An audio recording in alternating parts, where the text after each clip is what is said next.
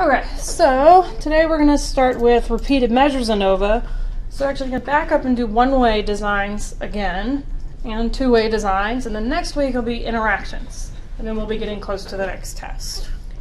So repeated measures ANOVA is kind of a disaster, and we'll make this as least disasterful as possible. So when we talk about between subjects ANOVAs, they're sometimes called independent ANOVAs, which matches independent T. So those two go together because each subject's only in one level or one condition. Okay, so I can only be in one little box in any form. A repeated measures ANOVA is sometimes called within subjects, which I really try not to use that terminology because sometimes people talk about ANOVAs as between subjects variance and within subjects variance, and that gets very confusing when you use the same terms for the same thing. So we're going to call these repeated measures ANOVAs, and then model variance and residual variance to make it very clear which thing we're talking about. But you'll see them called within subjects sometimes, or dependent designs, or paired t-tests. So that's one problem I have with repeated measures is like, why do we have 4 names for the same thing, right? And to me, repeated measures is probably the clearest term. Right? It's repeated. People are taking things multiple times, or they're in multiple conditions. And so in a fully repeated design, everybody is in every level, okay? Or every condition. However, that breaks the assumption of independence. So you have to remember that independence is that each participant's data point is separate from every other participant's data point. But if I've tested people multiple times, they're no longer independent because I have data from the same person multiple times. Okay? And so you have to deal with correlated errors as with an actual problem because they're no longer independent from each other. So we got to do something different. And there's like 4 different ways to analyze this. We're going to talk about 2.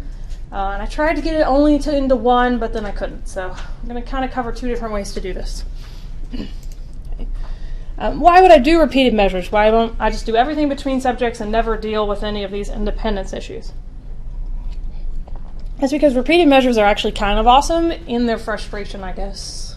So they level out. It's more sensitive.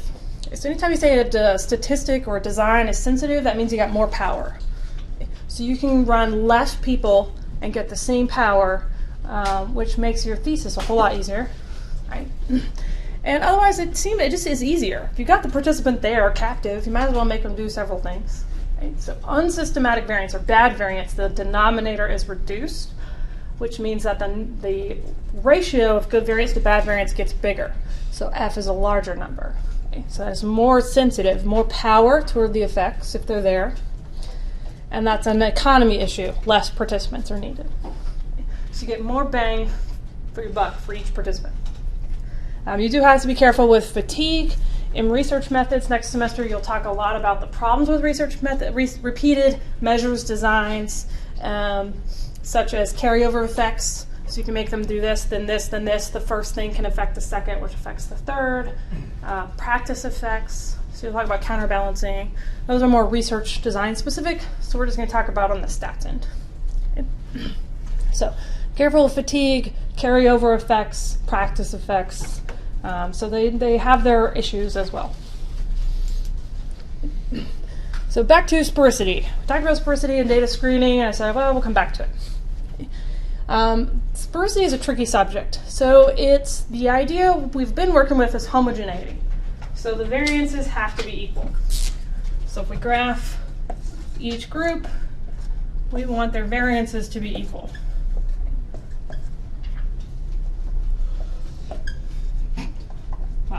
Try again. So our SD squared is variance. So we want those to be equal. We do that with Levine's test. We don't want the means to be equal, we want the variances to be equal. Because you'll lose power if the variances are unequal. Now, since these were different groups, so this is like group 1, group 2, now we're dealing with the problem that they're in both groups. So we've got time 1, time 2.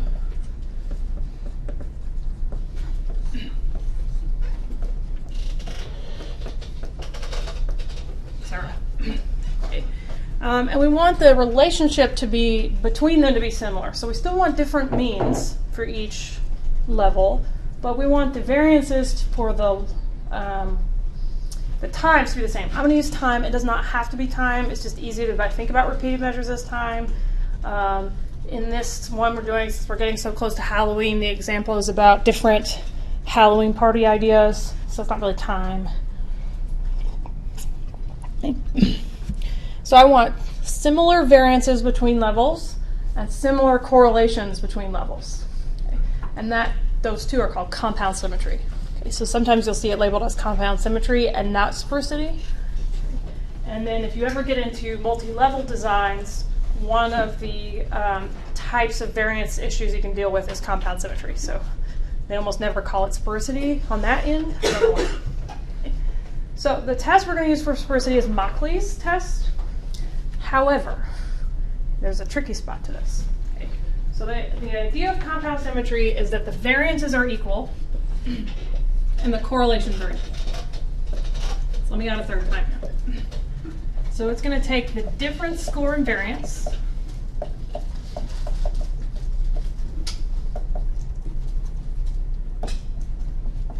So it subtracts time 1 from time 2 and creates a difference score. So here's how different time 1 and time 2 are, which is how dependent t works, and creates a variance of the difference score. You do the same thing here. Okay, and then one more, 1 to 3. Okay. Score. And then we test if those things are equal. So it doesn't actually test if the variance for time 1 equals the variance for time 2, which is how Levene's works, because otherwise we could just keep using Levene's. It actually tests if the difference score variance is the same across times. And that is how we're dealing with participants. Okay. So in these, they're different participants, so I can just directly compare their variances. In these, it's the same participant 3 times. So I subtract their scores from each other to cut out the participant part. So we're just seeing how much they changed rather than testing their participantness, okay, individual differences, multiple times. Okay. So I'm testing if the difference between time 1 and time 2's variance is the same as the difference between time 2 and time 3. Same idea for correlations. We'll test if time 1 and time 2 are the same as the correlation as time 1, time 3, and time 2, time 3. Okay, so we'll test if their correlations are the same. Okay. So Mauchly's is a ANOVA of the differences in variance scores. Okay. So, therefore, the big therefore, star here, this is definitely on the test. You don't need to examine sphericity, and indeed it will not show up in your output if you only have 2 levels for a variable. So if you only have 2 levels, it's dependent t, and we never talked about sphericity for dependent t. So it was not a thing, don't worry about it. And then we did talk about, and I know this was kind of confusing, we talked about why you didn't need to check for additivity. And everybody's like, well, I have 2 scores, why don't I? It's still 1 dV. Okay. So if I have the assumption that the differences between variances are equal and the correlations between times are equal, if I only have 2 levels, what happens? Okay. I would have 1 difference score, time 1 minus time 2, and 1 correlation. What would I test it against? Okay. So if you only have 2 levels, you don't have anything other, there's no more differences to test against. Is everybody kind of getting this idea? Right. So it actually will not show up on your output. So be sure you understand that, because that's one of the questions. Okay. And it's on the homework to sort of prime you to remember it for the test. If I only have 2 levels, there's nothing to compare against, which is why we didn't deal with it for dependent t. Okay. If you have 3 levels, it'll show up. Question? No. The other reason that sphericity is kind of a pain in the neck is it's a difficult assumption to meet, because look how much more stringent it is. The difference scores, variances, and those correlations have to be the same versus just differences and variance, or just variances themselves. With enough people, variances tend to level out. And so most people just go, sphericity, whatever. for lots of reasons. But generally, this gets ignored because it just lowers power. And we've said this before, but we find type 2 errors acceptable. So kind of like your questions about like, well, linearity, what do I do? Or what's the other one? Homogeneity, we can fix. Homoscedasticity, meh. Right? It causes a type 2 error. But another reason why it's hard to meet the assumption, and we did this before, but let me just show you again.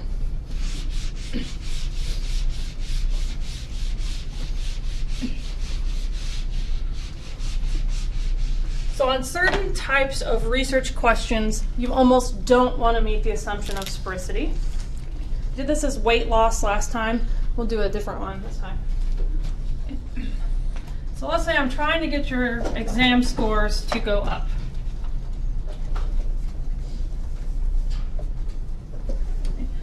So we've implemented the help desk. As the semester goes on, we find that more people use it. So we're going to see if that influences your exam scores. Okay. So I'm trying to get them to increase. So here's exam 1. And there's usually a pretty wide range of scores around it. It's not really that low, but you guys get the idea. Especially in my baby stats class, because I'm never sure how to study for the first test, and I get this wide range of scores.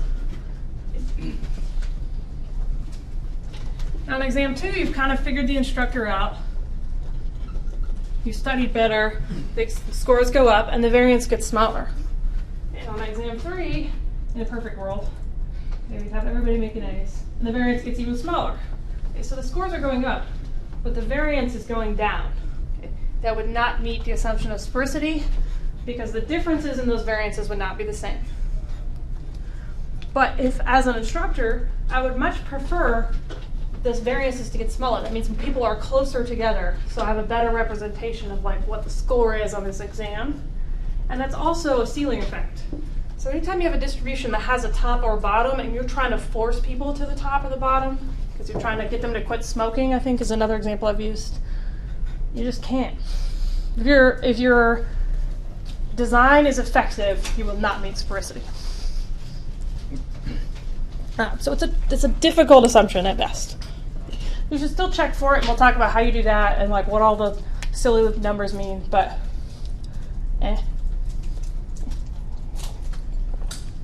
It's also very confusing to people because, at least in the way that it's presented in SPSS, it looks weird.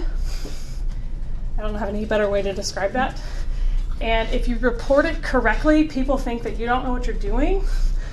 And then you have to be like, so listen, this is sphericity. It's how it works. You actually don't know what you're talking about. Nicely, somehow. So the nice thing about R is it doesn't show it to you weird, and I'm just going to kind of show you probably the like happy medium of the way to report sphericity corrections. Okay. All right, so what do I have to check? So I've got to do my basic data screening. Is it accurate? Missing data. So now missing data is going to be more interesting because you have multiple you might have multiple measures for people, so you're more likely to be able to replace it, right? Because we're dealing with if they're missing one data point, it might only be 1% this time. You will want to mostly do data screening on wide format, if you can help it. Right? Because calculating percent missing on long format, it does not mean the same thing as wide. Right? So if I have 20 measurements for them and they're missing one, that's 1 out of 20, whatever that is, 5%. Right? If you do it in wide format, it's going to look, long format, it's going to look like they're missing most of their data. Okay, so if you have the data in long format, screen it that way first and then switch to wide. Sometimes you might just not have that option though.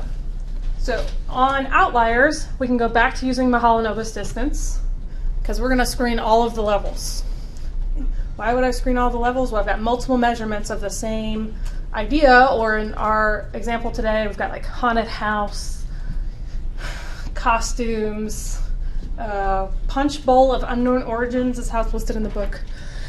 So I would want to screen all of their data points because I want to see if all of their points are weird, not just one at a time. So you want to screen everything. Still 1 DV, but I have multiple ways to screen it.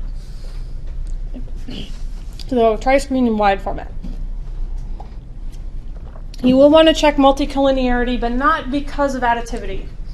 You mostly want to check it because if two columns are perfectly correlated, so if R is 1 between time 1 and time 2, it just literally will not run. Okay. So the rule is not 0.9, it's actually 0.9999. If it runs, you don't have a problem. If it doesn't run, check multicollinearity. Because if two columns are exactly the same, mathematically it's like dividing by 0. Okay, it just won't run. You will find very high correlations between levels or conditions because it's the same stupid people. Right? If their scores aren't correlated, you've either done something really interesting that they're not correlated, or or different people between different levels, and that would be weird. So you expect people's scores to be correlated, and you have more power if they are. Still normal, still linear. Linear. Parents were here all weekend. Linear. Homogeneity, but now we're going to talk about Mauchly's, not Levine's, and homoscedasticity. So repeated measures ANOVA is kind of going to be a switch in the way that you analyze them. All right, so what happens if you violate sphericity specifically? And someone says you have to fix it. So I can do the repeated measures of ANOVA with a correction. The corrections are going to be automatic, so that's nice because it'll pop out right immediately for you. You can pick which correction is appropriate. You can do MANOVA, don't recommend. Okay. So MANOVA is multivariate ANOVA, which used to be the solution, but you will lose power, so it's not usually recommended, but you can. You'll see people do it that way. Or you can do a multi-level model, and I'm going to show you a little bit on how to do that today. It's actually chapter 19 in your book. Not sure we're going to have time to get to it, but I did that little workshop, and I'm editing all the stuff to put together. So if you ever need to do a multi-level model, I have a video for it, okay. Which I downloaded on my computer and probably forgot about. So I'll get it up today, hopefully, as well. Okay. So what are these correction things? So corrections, and these are sort of like post hoc corrections, in the same sense that Welch's is a correction on degrees of freedom. So they're always correcting degrees of freedom. But remember, what that does is it picks up the finish line and moves it out. Okay? So it affects, is that the right affect? Effect? Affect? Verb, right? Affect. It affects the cutoff score, either way you spell it. So you have to, your little car has to go further out, which changes the p-value.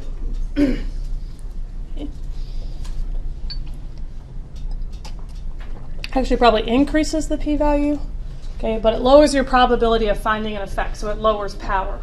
Okay, so we're going to move the finish line further away. There are two popular ones. It's the greenhouse geyser and the Hunfeld. So more spelling soup for this section. So which one should I use? All right, so the estimate that you're going to see in the output is called epsilon. Okay, which is little e. It's the sphericity estimate. Sometimes it gets a little hat, sometimes it gets a little symbol on the top, but I've always just seen it as e. If the sphericity estimate is over 0.75, use the Hunfeld, else greenhouse geyser. Okay. So it's got kind of a cutoff score point. And sphericity, the estimate is how much the variances match. Okay, so Hunfeld is a good correction, a light correction. For times when sphericity is close but not there, greenhouse geyser is more conservative. Just like politics, it's more restrictive. And so it's a correction when sphericity is even less met. So it like kind of guesses at the range of sphericity and you fix based on that. That's the same way that the Welch corrections work on t-tests and ANOVAs. So it corrects degrees of freedom for how strongly the variances aren't the same. So it kind of fixes based on how bad the variance estimates are. All right. So since it's close to Halloween, are some Halloween ideas worse than others? I should have changed it to Rocky Horror. But P.S. the Galois is doing Rocky Horror. Our lab is going. You should go. It's going to be fun. So 4 ideas. Got 8 participants tested 4 times. So a haunted house. It's actually just a costume, but to make a good joke about women's costumes are always really tiny, and it's freezing this time of year. So a small costume in any form that doesn't cover enough, right? Punch bowl of unknown origin, so I'm not sure what's in the punch, or a house party. What we did was have each person rate how bad of an idea it was. So they did all of them, and we rated them 1 to 12, where 12 was like, oh boy, that was a bad idea. And what we're going to do is talk very briefly about how this works, because I think you guys are a little sick of how these sum of squares works. And the good thing is it's pretty close. Pretty close. So we start with total. So sum of squares total is the exact same thing. Okay, so on your test, when I ask you what sum of squares total is, it's the same answer no matter which test we're talking about. Nice, yes. It's one bonus today. So it's still me minus the grand mean. I still have to know how much variance there is total. It completely ignores the fact that that's me multiple times. Okay. So it just takes all the scores and subtracts from the grand mean, so x minus the grand mean. And then it breaks it into the sum of squares within. This is new.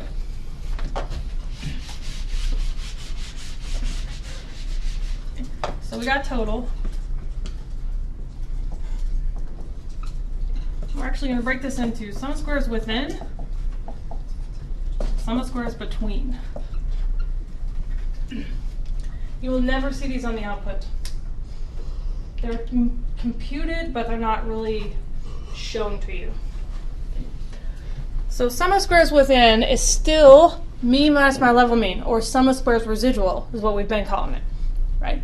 So it's still kind of a residual. Call it residual-ish, where it's still me minus level or condition, depending on which type of repeated measures we're talking about. Because we're calculating the total amount of variance within each level. The problem with that is that total amount of variance is half me being me and half the effect. So we have to break it down into this is what happened because I manipulated what type of Halloween idea it was, and this is what happened because I just hate everything right now. Okay? So we have to split that in half. Between subjects is really easy. The stuff about each person within their own level is always error, because I don't know why people vary within levels, and then I can compare across levels. Now it's actually both at the same time. So sum of squares within gets broken down into model and residual.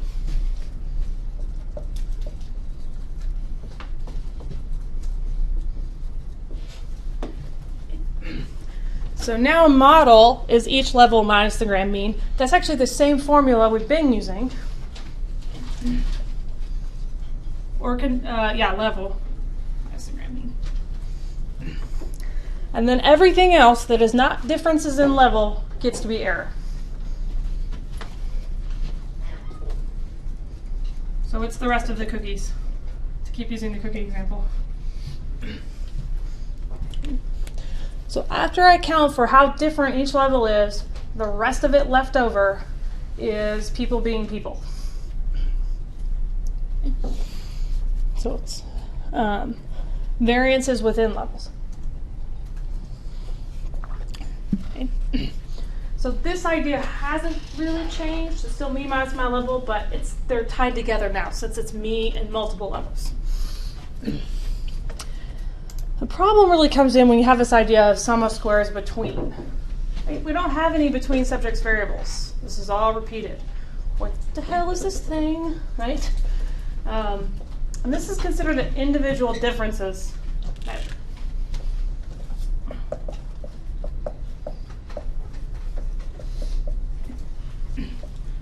So individual differences, and if you were at that MLM talk, you might have a moment, hopefully. individual differences that people have baseline levels of where they start. So if I am just looking at this survey on a 1 to 12, maybe I never rate below 6, no matter what survey I'm looking at. So it's differences in where people tend to sort of average start. So if you're one of those people on teaching evals that never give instructors anything less than a 3, you have a different start point than people who never give them anything more than a 3. Makes sense, people? The easiest way to think about this is exam scores, which is kind of why I started with that example. Some people are just C students. Some people are A students, and you can't move that around. So it's differences in where people start, their average score. The way you calculate that mathematically is kind of evil. So that's why in the book they're like, it's just everything else. But it's differences in the start point. If you do this as a multi-level model, what happens is you can account for that by making the start point random. So you can account for random, what's called a random intercept. I can allow people to start in different places. But if you can just remember that it's individual differences, you'll be fine. Some people are C students, some people aren't. And then this is the summary of all that put together that's on the F-table explain document. Mostly I'm concerned with you understanding that the model and the residual really hasn't changed that much. Total definitely has not changed. And then the degrees of freedom get really wacky because you're dealing with, sometimes you're dealing with scores, sometimes you're dealing with averages, sometimes you're dealing with people. So I don't care if you really understand those very well, honestly, because they don't always make a whole lot of sense to me either. But it still divides going across. So after you calculate degrees of freedom, so for groups it's levels minus 1, that hasn't changed. It's this one that's sneaky. Right? And it still divides by residual. So there are a lot of similarities, but we have to deal with the fact that people are repeated. That's where the differences come in. All right. So let's take this. We're going to jump into R now. Let's take a break there. Give everybody a quick brain break. So that's all the theory stuff, and now we'll get into like how do I actually make this happen.